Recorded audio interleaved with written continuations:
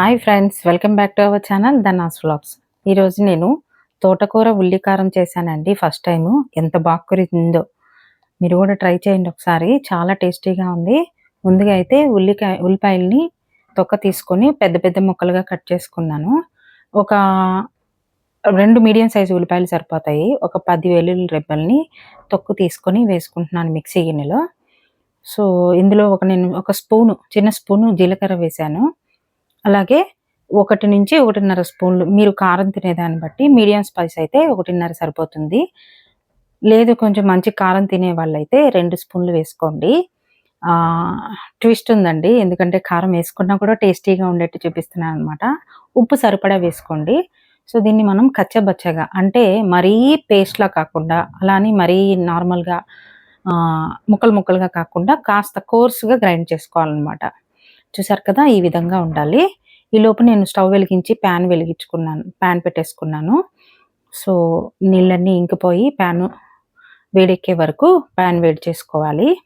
ఇక్కడ నేను తీసుకున్న తోటకూరకి 2 టేబుల్ స్పూన్ ఆయిల్ అయితే వేసుకుంటున్నాను. సో మీరు వాడేదాన్ని బట్టి మీడియంగా కాస్త ఎక్కువ వేసుకున్నా కూడా బాగానే ఉంటుంది టేస్ట్‌కి.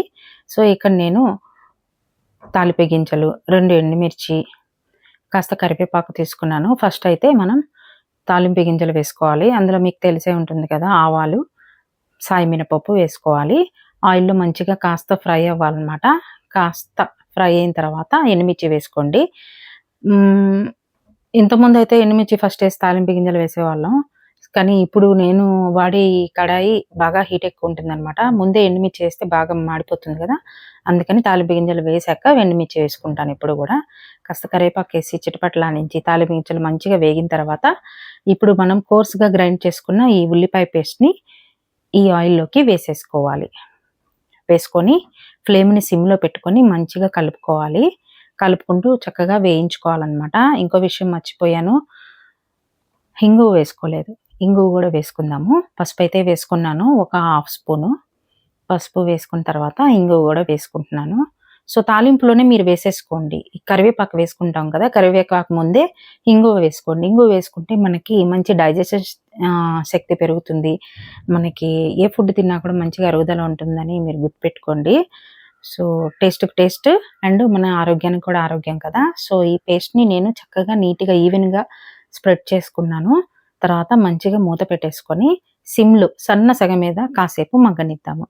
అప్పుడప్పుడు మధ్యలో మూత ఓపెన్ చేసి ఇలా నూనె పైకి తేలిన తర్వాత మాత్రమే ఒకసారి కలుపుకోవాలన్నమాట. సో ఈ విధంగా మనకి నూనె తక్కువైతే మాత్రం అడుగంటుతుంది. కాస్త నూనె వేసుకోండి చూసుకొని. అలానే ఎక్కువ వేసుకోవాల్సిన అవసరం ఏం లేదు. చూసుకొని వేసుకున్నా సరిపోతుందన్నమాట. సో మళ్ళీ ఇలాగా ఈ పేస్ట్‌ని స్ప్రెడ్ చేసుకున్నాను. తర్వాత ఇప్పుడు నేను తోటకూరని మంచిగా కడిగేసుకొని కట్ చేసుకున్నాను అనమాట. ఫ్రెష్ తోటకూరని తెచ్చుకోండి. చిన్నగా ఉన్న ఆకుకూర అయితే మంచిగా మనకి కుక్ అవుతుందనమాట. ఈ తోటకూర అంతా కూడా ఇందులో వేసేసుకోవాలి. వేసుకొని చక్కగా మిక్స్ చేసేసుకోండి. నీట్‌గా మిక్స్ చేసుకున్న తర్వాత మళ్ళీ ఈవెన్‌గా స్ప్రెడ్ చేసేసి ఈ విధంగా చక్కగా మూత పెట్టేసి సన్న సెగ మీద మగ్గనిద్దాం. ఈ విధంగా మగ్గడానికి మనకి ఒక 5 మినిట్స్ పడుతుంది. సో మధ్యలో ఒకసారి కలుపుకోవాలి. కాస్త మెత్తపడింది కదా ఆకుకూర అనేది. సో ఈ విధంగా మగ్గిన తర్వాత ఒకసారి మళ్ళీ కలుపుకొని మళ్ళీ ఈవెన్‌గా స్ప్రెడ్ చేసుకోండి. ఎందుకు ఈ విధంగా నేను ఈవెన్‌గా స్ప్రెడ్ చేసుకోమని చెప్తున్నానంటే, కుకింగ్ టైం అనేది మనకు కలిసొస్తుంది. అందుకని చెప్తున్నాను అనమాట. కుకింగ్ కూడా ఏదైనా ఫుడ్ అలాగా స్ప్రెడ్ చేసి కుక్ చేసినప్పుడు త్వరగా ఉడుకుతుంది, సమానంగా ఉడుకుతుందనమాట. సో ఫైనల్‌గా ఇది మగ్గిపోయింది. సో 5 నిమిషాల్లో ఆకుకూర మగ్గిపోతుందనమాట. 5-7 నిమిషాల్లో చక్కగా మగ్గిన తర్వాత స్టవ్ ఆఫ్ చేసుకొని ఫైనల్‌గా లాస్ట్ టచ్ ఇద్దాము.